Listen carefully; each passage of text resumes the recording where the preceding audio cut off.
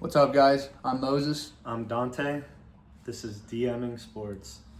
Our first video, we're gonna go over some NFL free agency, draft, pretty much just the NFL. And first thing we're starting with is the Denver Broncos. Get into it. Jalen Waddle, what a trade! It's a great trade for the Broncos, honestly. Yeah, I mean, just my personal take. True deep threat, no more Troy Franklin dropping balls, 30 yards down the field. No more Marvin Mims, screens for 6 yards, and that's about it. Trying to get explosive plays. We actually have a true deep threat, wide receiver on our roster, which we've been lacking for the past couple of years, even going back to Russell Wilson days. Yeah, and, Sutton definitely needed a true number two. Yeah. You could tell this past season. Yeah. I mean, Broncos led the league in 3 and outs. Yeah. I mean, I don't know if you knew that. But No, I didn't know that. But they also Bo Nix led the league in pass attempts this year, too. Yeah. So we've been really needing a true number one / number two, 1A, 1B type of deal. Yeah, pass-heavy offense. I think Jalen Waddle brings so much to the table for this team. Yeah. You a little scared over him not reaching 1,000 yards the past 2 seasons? I'm not. I mean, Tua, I think a lot of people think he shouldn't have been in the league at this point with the concussions and stuff. Yeah, I'm not worried at all. Are you? No, not really. I mean, I don't think touchdowns are going to be, I don't think he's catching many touchdowns this season or this coming up season, but I think he can be a 1,400, yard receiver. I mean, 1,400 might be a stretch, but at the end of the day, he does have rack capability. And, Cortland had 1,000 yards pretty much just on possession catch. So 1,400, doesn't sound too far off for him. And I think, clearly Sean Payton, George Payton, they know something we don't, and they're planning something, because they wouldn't have just gone out and added another wide receiver without, having a plan for Troy Franklin, Marvin Mims. I mean, you don't normally see 4 or 5 guys that could be starters on the same team. So I'm interested to see how that dynamic is going to work. Yeah. Because last season it kind of seemed like last season I wish they would have stuck with a true starting lineup. Yeah. And not done so many substitutions all the time. Yeah. There were times I didn't feel like I needed to see Lil Jordan Humphrey. I wanted to see, Sutton, Troy Franklin, Mims. Yeah. What do you think?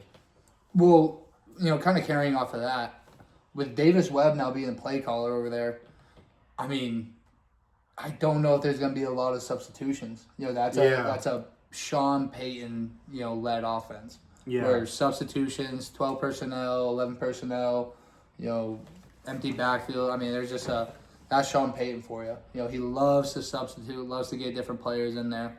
Yeah. And with the Davis Webb, I mean, who knows how he actually is, but I think that we'd see a lot more true starting lineups, coming from him. Yeah. And just from what I've been hearing, a lot of people have been saying he's kind of like a Ben Johnson type of guy. Who knows? It's his first year going to be a play caller, so who really knows? But that's just kind of what people are expecting out of him. Yeah, I mean, they're expecting great things. I don't know. Are you worried about Davis Webb at all? Do you think? I mean, what if he's Nathaniel Hackett? Yeah. No, I mean that's true. But the only thing I would say to rebuttal that is, he was going to be an offensive play caller no matter where he went. Yeah. He was going to go out there and actually call plays to any other team that he was going to. And I just don't see him being that terrible if multiple teams are going to be offering him that position. Yeah. And additionally, just like a Jesse Minter, our offensive coordinators, defensive coordinators. Well, I guess not defensive coordinators because Vance Joseph is back, but our offensive coordinators have been kind of getting poached. Yeah. And a lot of our coaching staff has been getting poached, and I think that's for Sean Payton, Yeah. being such a good head coach. I mean, I think it goes to show you that the Broncos are just doing things right. They got the right people in that building right now. Yeah. I mean, I sound biased, I think, but I mean, I think it's a not necessarily biased, but rather than a true take. yeah. Like look at the Cleveland Browns. How many Cleveland Browns offensive coordinators or head coaches or blah blah is getting poached away. I Not mean, many. You look at some other successful organizations, like the Chiefs. It seems like every year they got some new offensive assistant. Yeah. The enemy gets stolen somewhere. Yeah. When you're seeing that, that's a good thing to see for an organization. So Yeah. And kind of transitioning from coaching into, player personnel, I think that's also why I'm not too worried about this NFL's offseason for the Broncos. yeah, Is because just like how we have good coaches, good players set in place, they're going to get poached. And we were able to retain a lot of our players, minus John Franklin Myers, PJ Locke, and, who else? There was that three they players. lost. Yeah. They cut Dre Greenlaw. Yeah, so we lost 3 players and, retained a lot of our players because I think we do have our system set in place and we know what we want. Yeah. And that's why I'm not worried about this NFL offseason, for the Broncos. Would have been nice to have some big names get drawn in there, but Jalen Waddle came home. I mean, how do you feel going into the season? You got running backs. You got J.K. Dobbins. You got R.J. Harvey. They signed back Tyler Bidet and signed back Jaleel McLaughlin. So going over the J.K. thing, understandably, he's always hurt. You get 12 games out of him this season, and that's pretty much it. Yeah. But if you look at last season, his injury, it's not necessarily wear and tear, but rather a random hip drop tackle that caused the injury. Now, yes, still got injured, but with the Broncos being one of the best franchises for injured players, they don't get really injured that much. I'm okay with J.K. Dobbins coming back, especially he was on a top 5 back pace last season. Yeah. Pure rushing stats. This is not saying he's a top 5 back, but just pure rushing stats. He was a good player. I think, my concern about the running back room, kind of similar to the wide receiver room. Like, I want another guy. Yeah. I think you could agree with that. Like, yeah. I'm assuming they're going to go into the draft a running back. And, how is that guy going to fit in with JK?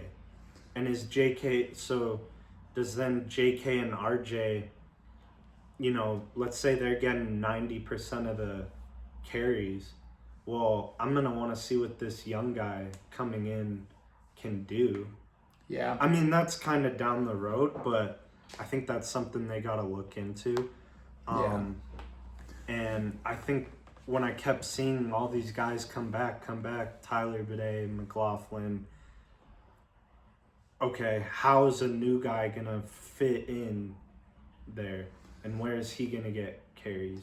Yeah, especially because, the 3 main running backs that we're talking about is going to be Tyler Bidet, JK, and RJ.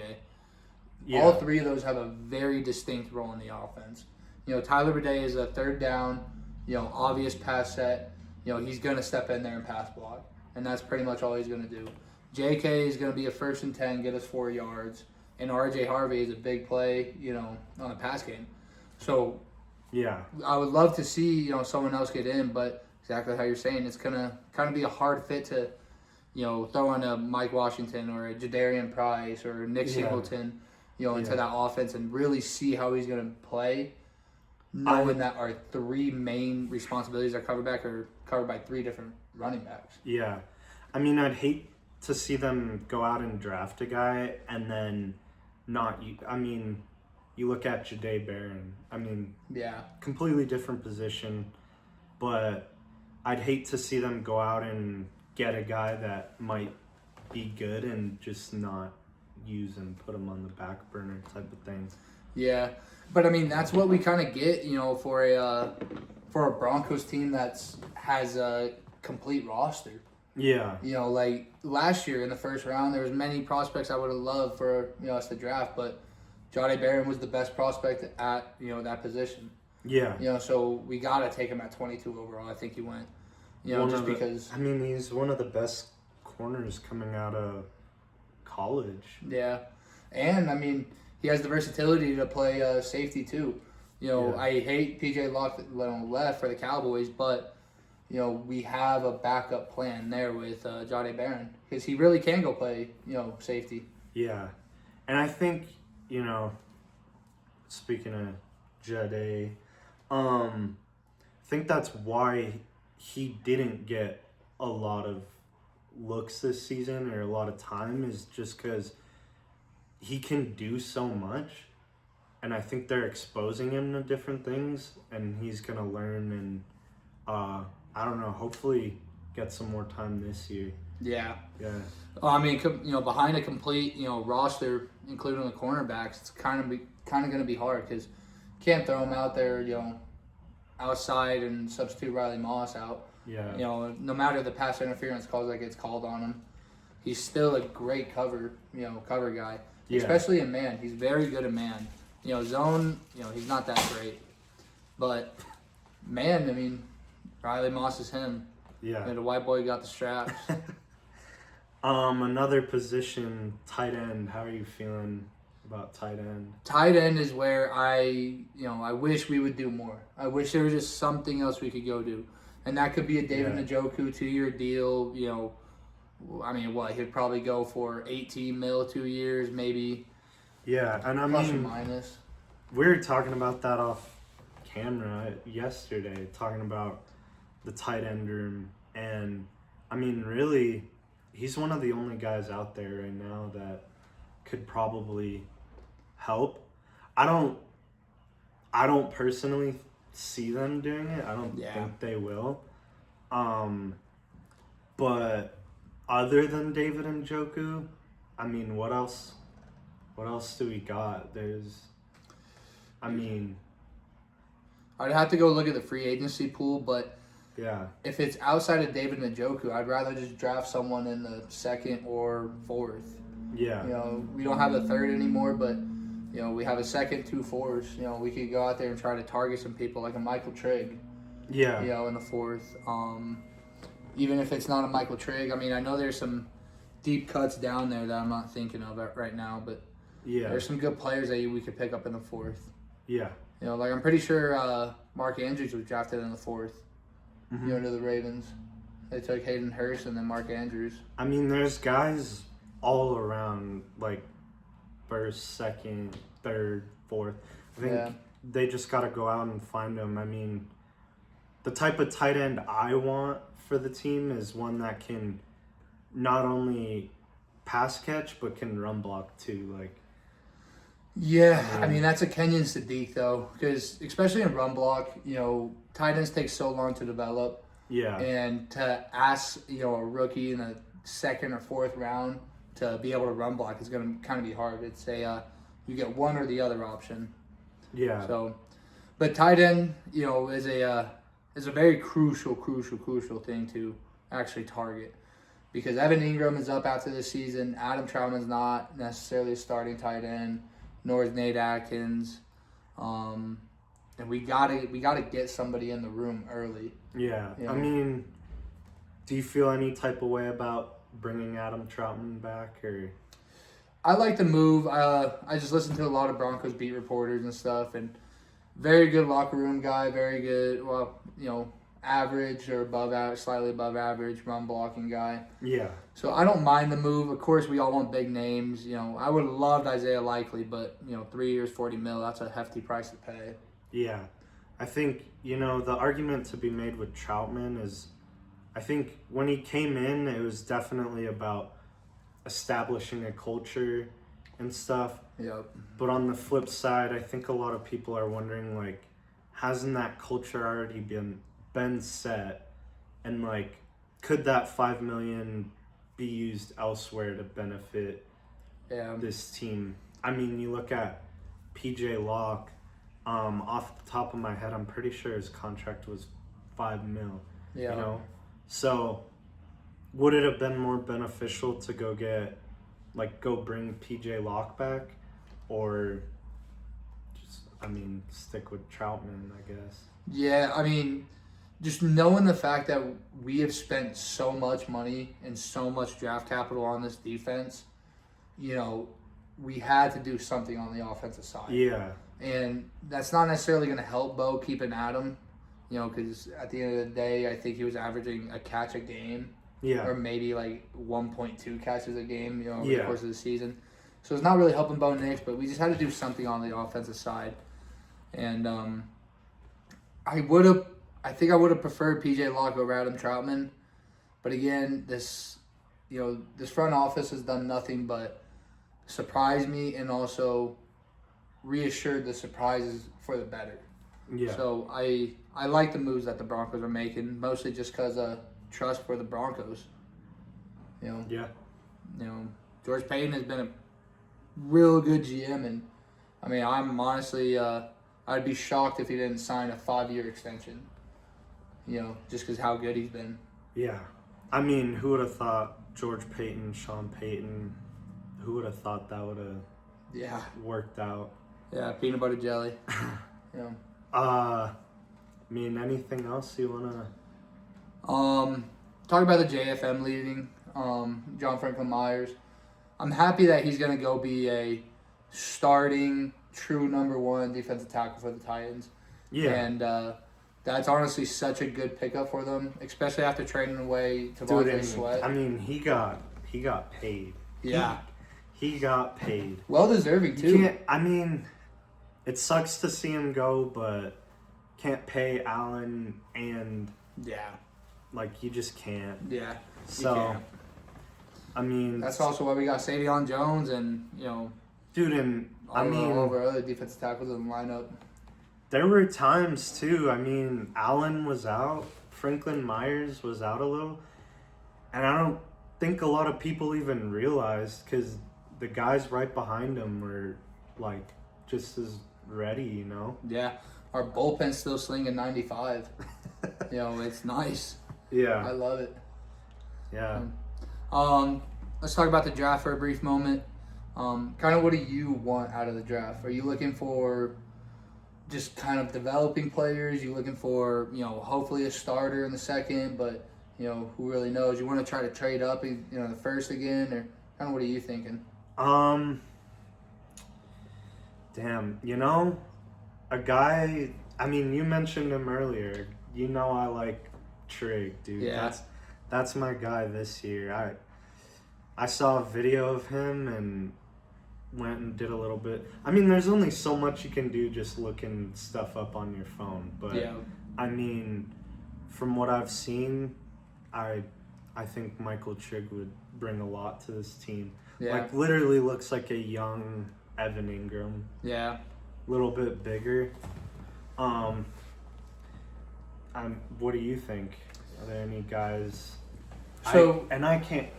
Sorry to interrupt, but I can't even think of what round Michael Trigg would go. I don't have that information. Yeah, he's supposedly going, late second, early third, mid third. Yeah. So very, a targetable player. But my guy, I wouldn't mind if we traded up for Eli Stowers at this point. Yeah, I think with the way tight ends have been going, I feel like he's gonna go first round. Yeah. I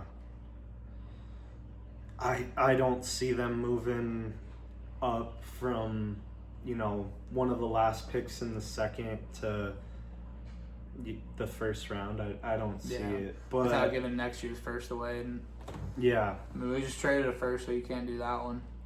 Another player that I'm kind of thinking about is, Jacob Rodriguez.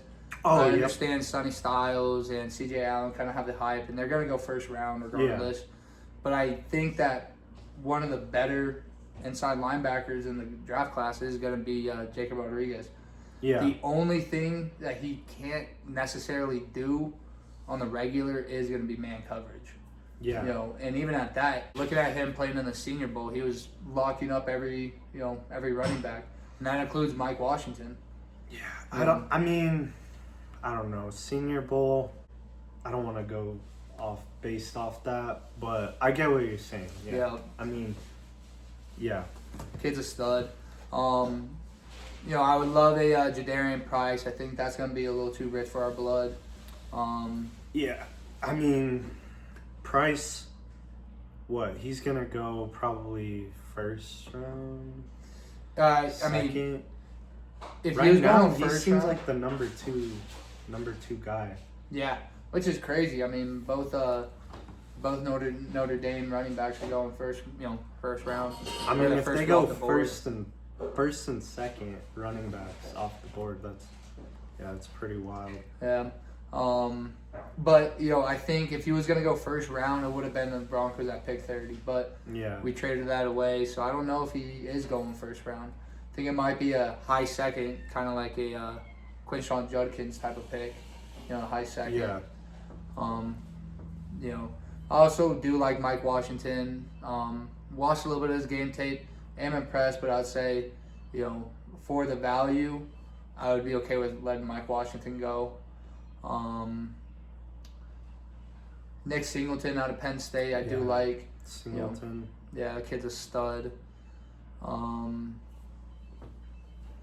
One player that I wish that we would have drafted at 30 overall, it would be Omar Cooper Jr. from Indiana. That cat is special. Yeah. I see him probably being the third best wide receiver in the draft this year. Yeah. I'd probably say, it's the Ohio State guy, Cardinal Tate. I mean, on the flip side though, they got Waddle. I'm kind of I'm excited they don't have to search for that wide receiver. Yeah. I mean, I don't know. When's the last time they drafted a stud wide receiver? Demaryius Thomas.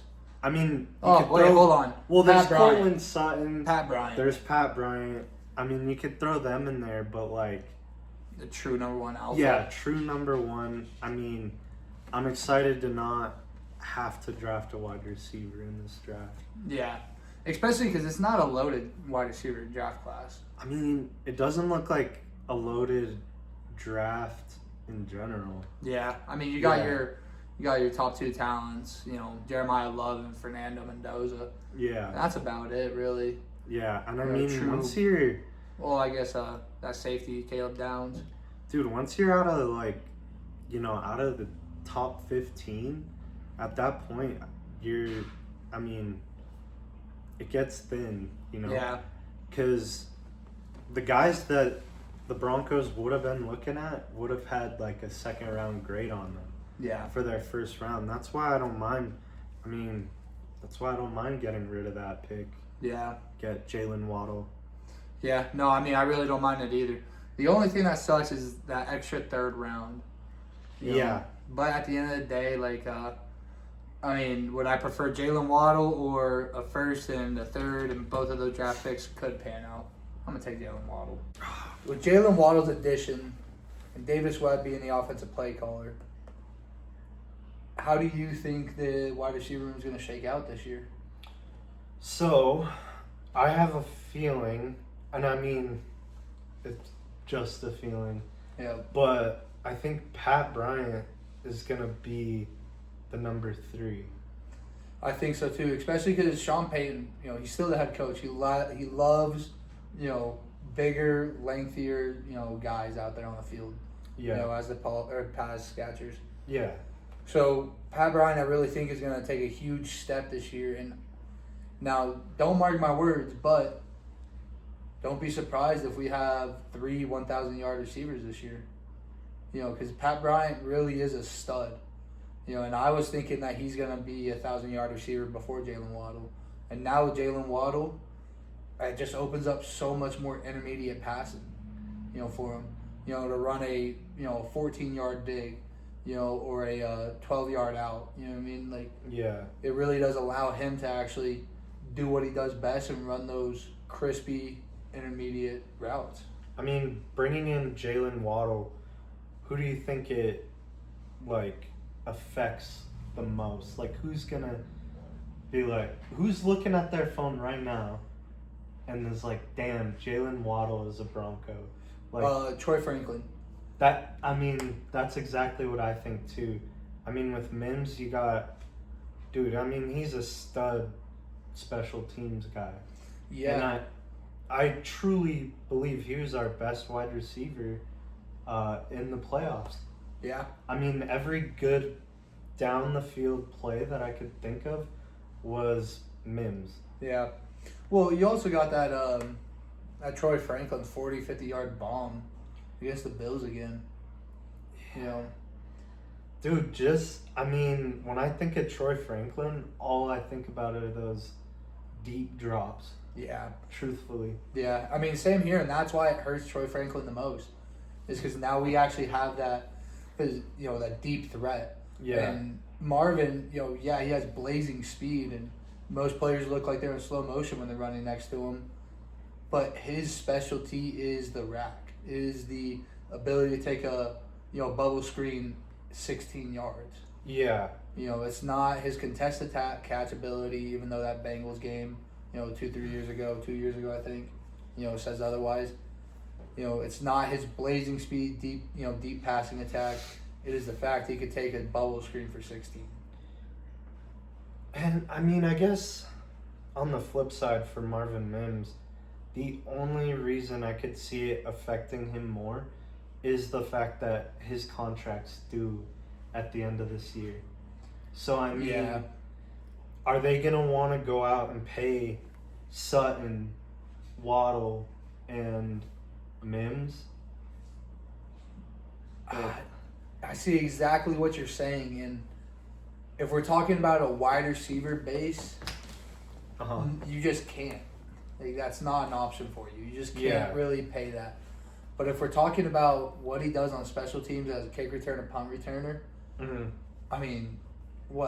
he was an All-Pro his rookie season. I think he was a second-team All-Pro his sophomore season. This past season, he was a Pro Bowler. Yeah.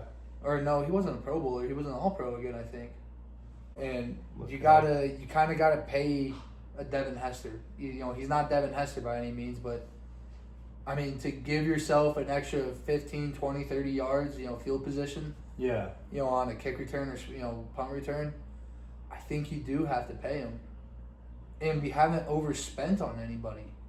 Like Jalen Waddle is probably going to be our most expensive player until Bo Nix signs his contract. Yeah. And we haven't overpaid anybody, so it's okay to pay Marvin. Yeah, that's a good point. I think Lil Jordan Humphrey. Yeah. I don't know. There's two rooms, like I said, that are just a little clogged. It's the running back room and it's the wide receiver room. So yeah. And like you've said many times, you gotta. We can trust in George Payton and Sean Payton. Yeah. Yeah, unfortunately, Lil Jordan Humphrey's always going to get his touches. Yeah. Sean Payton's going to manufacture some touches. Even though he's not play calling, he's going to manufacture some touches for, LJH. And, if he finishes the season with 100 yards, I'd be surprised. But he's still going to get his touches. Yeah. Anyway, guys, this is DMing Sports, and that's our take.